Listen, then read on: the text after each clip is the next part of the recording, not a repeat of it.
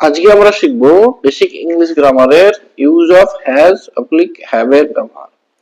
তাহলে আমরা আগে জানবো পার্সন। পার্সন হচ্ছে তিনটে, first person, second person, third person.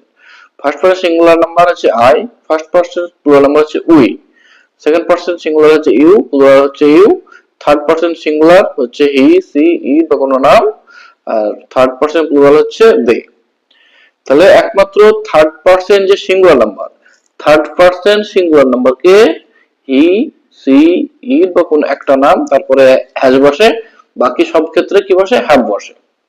তাহলে আমরা মাথায় রাখবো কি, থার্ড পার্সন সিঙ্গুলার নাম্বার মানে হি, সি, ইট বা কোন নাম বুঝাইলে তারপরে বসবে হ্যাজ, বাকি সব ক্ষেত্রে হ্যাভ বসবে।